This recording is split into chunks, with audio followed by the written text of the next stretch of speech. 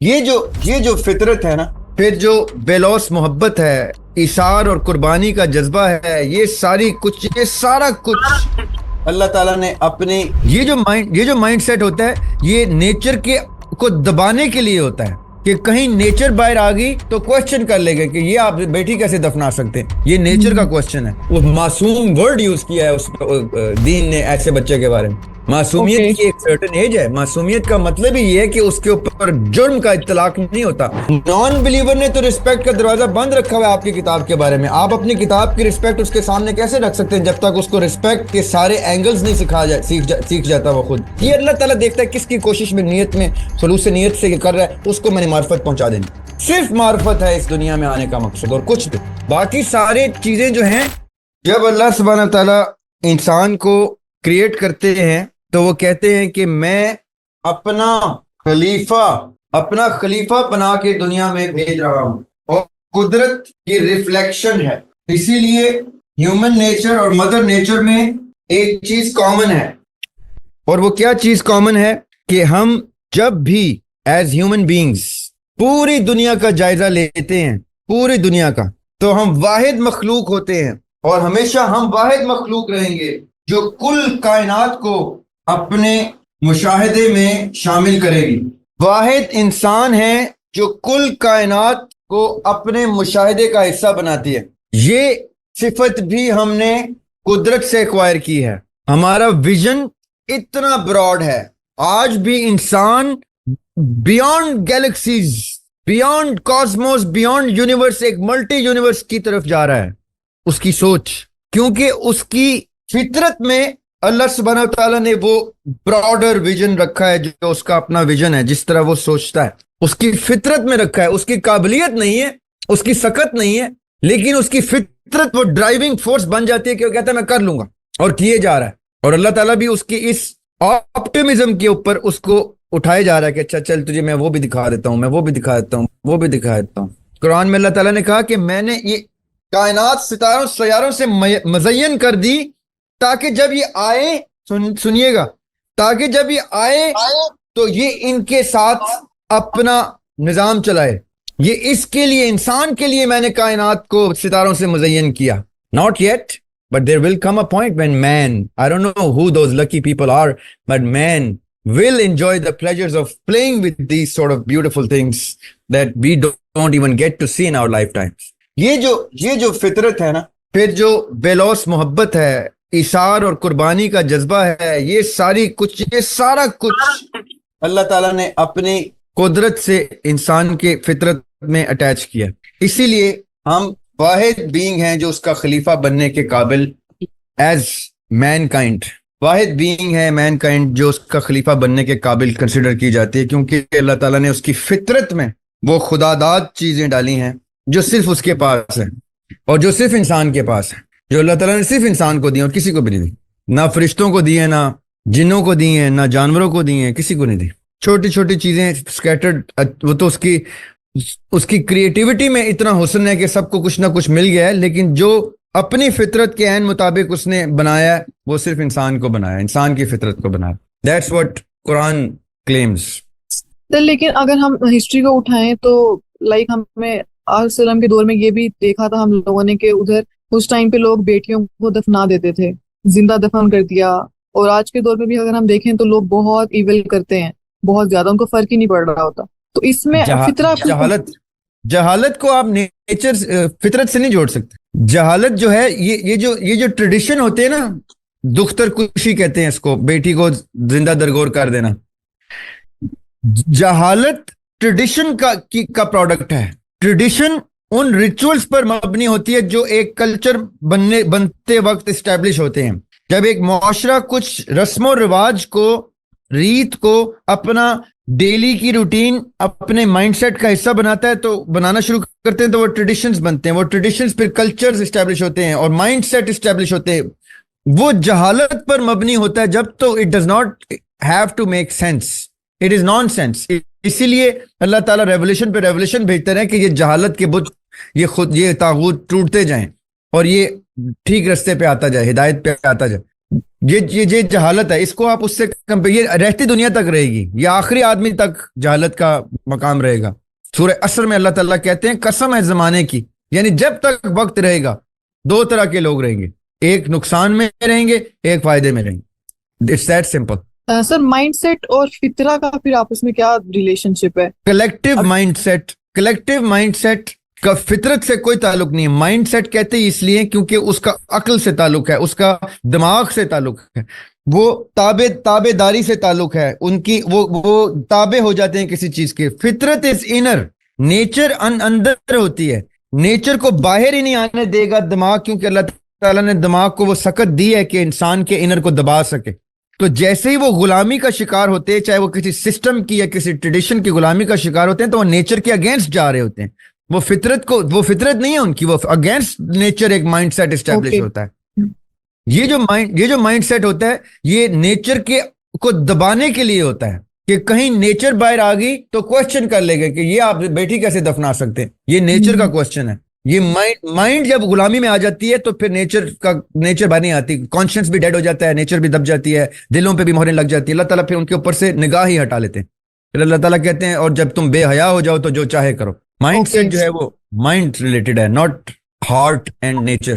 سر اور اگر ہم دیکھیں جب بچہ پیدا ہوتا ہے تو اس کے اندر محبت بھی ہوتی ہے, نفرت بھی ہوتی ہے, وہ حسد بھی کرتا ہے, تو یہ سب چیزیں بھی اس کے ان چیزوں کو کیا بولیں گے جو ایول وہ لے کے آتا ہے بائی نیچر اپنے اندر؟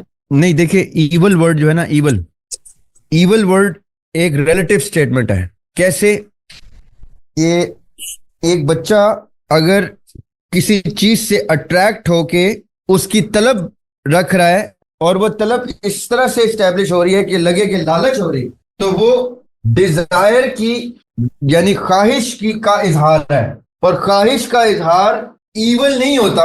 ایول تب ہوتا ہے when you mean harm to the other person, when you as a child, جب کچھ بچے بڑے ہوتے ہوئے ایسے ایکٹ کرتے ہیں جس میں دوسرے کو ہارم جا رہا ہوتا ہے, تو وہ نیچر کی گفتگو نہیں ہے, وہ اس کی جینیالوجی کی گفتگو ہے. انسان اب یہ دیکھیں, آپ لوگ کوسچنز کر رہے ہیں مسٹیسزم والے, لیکن میں آپ کو بتا دیتا ہوں, ہیومن باڈی جو ہے اس میں صرف اس کی فطرت نہیں ہے, اس میں اس کی انیٹمی بھی ہے, اس کی جینیالوجی بھی ہے, اس کی جو جینز ہیں وہ ڈیٹا لے کے ٹریول کر رہی ہیں. یہ ڈیٹا کہاں سے آ رہا ہے, کون سی جنریشن سے آ رہا ہے, اور وہ اس کی اینڈ پروڈکٹ ایک چائلڈ میں کب جا کے اپنی ڈومیننس شو کر رہا ہے, اور وہ ڈومیننس آپ کے کاغذوں کا ایول ہے, اس بچے کو تو نہیں پتا. دیکھیں خطا اور گناہ میں فرق کیا ہوتا ہے کہ گناہ جان بوجھ کے کیا جاتا ہے, پتا ہو کہ گناہ ہے, پتا ہو کہ غلط ہے اور آپ کریں تو گناہ ہے. آپ کو پتہ ہی نہیں ہے تو وہ خطا ہے. اب اس بچے کو نہیں پتا کہ وہ جو کر رہا ہے وہ ایول ہے, کیونکہ ابھی اس کی ایج ہی نہیں ہے گڈ اور ایول کو ریکگنائز کرنے کی. جب تک اس کو گڈ اور ایول ریکگنائز نہیں ہو رہا, اس کی حرکتیں آئیڈینٹیفائی کریں گی کہ اس کی جینیالوجی میں بھی مسٹیک ہے, کچھ ٹریول کر کے آیا ہے. اب آپ اس پہ فطرت کو الزام لگائیں, that is unfair to the child, that is unfair to the فطرت of the child. There are so many variables why a child is doing what it's doing. اس کی سائیکالوجی الگ اس میں زیر بحث آئے گی, اس کی جینیالوجی الگ زیر بحث آئے گی, اس کے وہ سرکمسٹینسز جس میں اس کو ڈپرائیو رکھا گیا ہے کسی چیز سے اور اچانک سے اس کے سامنے وہ چیز رکھ دی گئی ہے, وہ الگ سے سامنے آئے گی. There are so many things. Nature is the last thing that you have to point out. There are plenty of variables that come to play before you question the nature of a human child. Evil is not attached to a child until a child starts to recognize good from evil and evil from good. یہ بہت letter age ہوتی ہے جب evil اور good کی identification ہوتی ہے. آپ جس عمر کی بات کر رہی ہیں, آئی تھنک آپ انفنسی کی گفتگو کا جو چلنا شروع کیا ہے رائٹ, اس وقت تو اس کو وہ معصوم ورڈ یوز کیا ہے اس دین نے ایسے بچے کے بارے میں. معصومیت کی ایک سرٹن ایج ہے. معصومیت کا مطلب ہی یہ ہے کہ اس کے اوپر جرم کا اطلاق نہیں ہوتا, اس کے اوپر گناہ کا اطلاق نہیں ہوتا, یا سو مچ سو کہ خطا کا بھی اطلاق نہیں ہوتا. یہ کچھ پچھلی جینیالوجی آ رہی ہے جس کو ابھی آپ کیور کرنا شروع کریں تو کیور کر دیں گے. جس کو آپ ٹریٹ کرنا شروع کریں تو اس کی سائیکالوجی بہتر ہو جائے گی. آپ نہ کریں اور اس کو ہوا دیں, then he will grow into something very bad. That is also on you. The onus is on you if you do that. So you have to make sure that when you identify this, it means there is something somewhere which went wrong on my part or someone elder than him. وہ میں ابھی treat کر سکتی ہوں کیونکہ مجھے یہ ایسا گیلی مٹی کا ملا ہے, اس کو میں جو مولڈ کر دوں گی ویسا ہو جائے گا کیونکہ اس کی نیچر پیور ہے. سر نیچر تک جانے کے پھر راستے صرف سائیکالوجی ہی بلڈ کرنی ہوتی ہے؟ نہیں, صرف سائیکالوجی نہیں ہوتی. نیچر تک جانے کی اسپرچویلٹی بھی ہوتی ہے. یعنی اب یہ بچے کے کان میں اذان کیوں دی جاتی ہے؟ ایک مسلمان گھر میں بچے کے کان میں اذان کیوں دی جاتی ہے؟ کہ وہ جو جہاں سے تم آئے ہو تم نے وہاں یہ سنا ہے, یہ نام تم سن کے آئے ہو. اب اس کی اسپرچل ٹریٹمنٹ شروع ہو گئی ہے. By spiritual not just the spirit outside but the soul inside. Recognize کرے وہ جاگے. So there are so many treatments that a religious child goes through, a religious family puts the child through and a non-religious family does not even bother. اسی لیے اللہ تعالیٰ کے کلام میں یا بلیورز کے کلام میں ہدایت کے راستے زیادہ ہوتے ہیں کیونکہ وہ اسپرچل کلینزنگ کا پروسیس ساتھ سٹارٹ کرتے ہیں اسپونٹینیسلی, جانے بوجھے بغیر. وہ ان کو پتہ بھی نہیں ہوتا, وہ کوئی پڑھ رہا ہے, کچھ نماز پڑھ رہا ہے, کچھ کر رہا ہے, وہ نیچرلی اسٹیبلش ہو رہے ہوتے ہیں. اور کچھ لوگ جان بوجھ کے سائملٹینیسلی کرا رہے ہوتے ہیں کہ یہ بھی کر, وہ بھی کر, اس کو وہ بھی کرا, وہ بھی. So there are so many aspects to this child psychology. یہ ایک بہت بڑا سبجیکٹ ہے, لیکن آپ کے ان چیپٹرز میں آپ اس میں اسپرچویلٹی ان مسٹیسزم, کیونکہ مسٹیسزم میں بھی 2 سیکشن ہے, وہ آپ آگے چل کے دیکھیں گے, اور پھر ریلیجن, ان میں آپ یہ چیزیں ڈیٹیل میں دیکھیں گے کہ ہیومن نیچر کے انفلوئنسز کیا کیا ہوتے ہیں, ہیومن نیچر کی نیچرل انکلینیشن کیوں اوپر کی طرف ہوتی ہے, آسمان کی طرف. یہ ساری چیزیں آپ آگے چل کے دیکھیں گے انشاءاللہ. Okay sir. Okay, we have 2 more questions. سر یہ ایک لاسٹ کوشچن ہے کہ ہم نیچر کو اگر کسی نان بلیور, جی Arijit, you can continue. Can I ask sir, اگر ہم یہ نیچر کسی نان بلیور کو ایکسپلین ہمیں کرنی ہو تو وہ ہماری کتاب کو تو نہیں مانے گا, تو پھر ہم اس کو فطرہ کیسے ایکسپلین کریں گے؟ کیوں کریں گے؟ میرا سوال یہ ہے کہ آپ نان بلیور کے سامنے اپنی کتابیں کیوں رکھتے ہیں؟ آپ نان بلیور کی کتابیں کیوں نہیں پڑھتے؟ اس کی کتابوں میں بھی یہ سارا کچھ لکھا ہوا ہے, آپ نے آئیڈینٹیفائی کرنی ہے. آپ اپنی کتاب کی عزت اور حرمت اس کے ہاتھوں میں کیسے دے سکتے ہیں جب اس کو پتہ ہی نہیں کہ اس کو چھونے سے پہلے بھی ایک سرٹن کلینزنگ کا پروسیس ہے جس میں سے ہم نے گزرنا ہے. آپ نان بلیور کو رسپیکٹ دے سکتے ہیں, اس کی کتاب کو رسپیکٹ دے سکتے ہیں کیونکہ آپ بلیور ہیں, آپ کو بائی برتھ, آپ کو بائی ٹریننگ, بائی ڈیزائن آپ کو رسپیکٹ سکھائی گئی ہے. نان بلیور نے تو رسپیکٹ کا دروازہ بند رکھا ہوا ہے آپ کی کتاب کے بارے میں. آپ اپنی کتاب کی رسپیکٹ اس کے سامنے کیسے رکھ سکتے ہیں جب تک اس کو رسپیکٹ کے سارے اینگلز نہیں سیکھ جاتا وہ خود, یا اس کی کتاب سے اس کو پہلے رسپیکٹ کے اینگلز سکھائے کہ تمہارے سامنے جو کتاب آنے لگی ہے وہ کتاب نہیں ہے, وہ کلام ہے.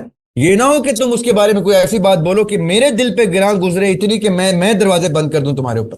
آفٹر آل میں انسان ہوں. Never take a risk as a believer to let such a circumstance come to play where a non-believer out of sheer negligence manages to involuntarily, unawareingly disrespect the kalam of the Lord.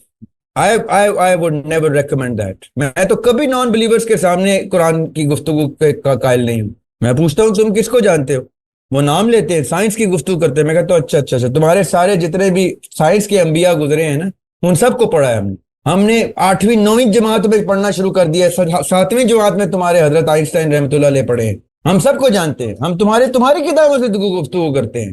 ہم تمہیں کیا پتا ہماری کتاب کی respect کیا ہے؟ ہم تمہاری کتاب کی رسپیکٹ جانتے ہیں. تمہیں وہاں سے گفتگو وہیں سے شروع کرتے ہیں جہاں پہ تم نے چھوڑا ہے, وہاں سے آگے لے کے چلتے ہیں تم, کیونکہ یہ تم منازل بہت آگے کی ہیں. قرآن پاک کا تو بہت اوپر کا مقام ہے, ابھی تو تم سائنس میں پھنسے ہوئے. سائنس تو بہت پیچھے رہ گئی ہے, ننھی منی سی تو ہے, کتنے 200-300 سال سے زیادہ اس کی ایج نہیں ہے.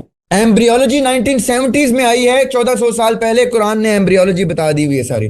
تو یہ بڑی ننھی منی سی کتابیں ان کی, یہ پڑھ لیں, یہ ہم پڑھیں گے, یہ ہم ڈسکس کریں گے کہ ان کے سٹینڈز کیا ہیں. بڑے خوبصورت لوگ ہیں, بڑے فائن پڑھے لکھے لوگ ہیں, ان میں بھی وہی روح ہے جو آپ میں ہے, ان کو بھی وہی باڈی عنایت ہوئی ہے جو آپ کو یہ بھی آدم علیہ السلام کی اولاد ہیں. ان کو آپ کسی بھی اینگل سے حقارت سے نہیں دیکھ سکتے. You need to respect them. Okay, sir. Some of them deserve more respect than the believers. Yes, sir. Sir बस एक आखिरी क्वेश्चन है कि सर फितरा के अंदर हम जो भी चीजें देखेंगे अकॉर्डिंग टू इस्लाम, वो सारी जो हमारी अच्छी चीजें होंगी वो होंगी, जैसे मोहब्बत करना, कुर्बानी, ये सारे जज्बे होंगे? नहीं नहीं, फितरा के अंदर सबसे पहला जज्बा जो है वो मार्फत रब्बी का है। मार्फत, आप इस दुनिया में सिर्फ मार्फत रब्बी के लिए आए हैं, अपने आप को समझना, अपनी मार्फत रखना और अपने रब की मार्फत रखना, दैट इज इट। ये बाकी पैथवेज हैं, ये रास्ते हैं उस मार्फत के। कोई शरीयत की तरफ से जा रहा है, कोई तसव्वुफ से जा रहा है, कोई स्पिरिचुअलिटी से जा रहा है, कोई साइंस से जा रहा है, कोई स्पोर्ट्स से जा रहा है, कोई आर्ट से जा रहा है, कोई म्यूजिक से जा रहा है, कोई पोइट्री, सब मार्फत रब्बी के रास्ते हैं। जिसको जहां से मार्फत अल्लाह ताला ने दे दी, ये अल्लाह ताला की बड़ाई है, अल्लाह ताला की बुजुर्गी है, अल्लाह ताला की बादशाही है कि वो जिसको जिस रास्ते से मार्फत दे दे। तलब देखता है वो सिर्फ, वान लैसा लिल इंसान इल्ला मा सआ, और इंसान को वही मिलता है जिसकी वो सही कर रहा होता है, कोशिश कर रहा होता है। ये अल्लाह ताला देखता है किसकी कोशिश में, नियत में, खुलूस नियत से कर रहा है, उसको मैंने मार्फत पहुंचा देनी। सिर्फ मार्फत है इस दुनिया में आने का मकसद, और कुछ भी। बाकी सारे चीजें जो हैं वो सेकेंडरी हैं। आपको मार्फत ही ना हुई तो आपकी तो नमाज भी पूरी नहीं हुई। आप क्या टकरे मारते रहे, आपको पता ही नहीं आप किस रब के सामने खड़े हैं, ठीक वाले के सामने भी खड़े हैं कि नहीं। चर्च में भी तो नमाज पढ़ी जा रही है, सलात ही है ना वो भी उनकी। सिनेगॉग में भी तो सलात पढ़ी जा रही है, मंदिर में भी सलात हो रही है। बुद्धिस्ट भी एक अनदर लेवल ऑफ मेडिटेशन में पता नहीं किस दर्जे पे पहुंचे हुए हैं। सब मार्फत रब्बी ढूंढ रहे हैं। नॉन बिलीवर सबसे ज्यादा, एथियस्ट सबसे ज्यादा गॉड गॉड गॉड गॉड करते हैं। मेरे साथ एथियस्ट सिर्फ, मैं उन्हें कहता हूं तुम इतना अल्लाह ताला का पूछते हो तो मुसलमान क्यों नहीं हो जाते? मैं इतना अल्लाह का जिक्र नहीं करता जितना तुम करते। There is no God, no God, no. Okay, man, there is no God. The only God that exists is in your sentence. You keep on repeating, no God. There is more God in your brain than there is one in mine. और ये कितनी खूबसूरत तलब अल्लाह ने उसको डाल दी है। ला इलाहा करता रहता है, ला इलाहा गूंजता रहता है, ला इलाहा, पागलों की तरह। तो हम कहते हैं शुक्र है आधा कलमा तो पढ़ता है, हमारे तो फालतू कलमे पढ़ जाते हैं। तो ये मार्फत रब्बी की खूबसूरती अल्लाह ताला ने इनायत की हुई है, सब ढूंढ रहे हैं उसको। Let them beautiful people. जी।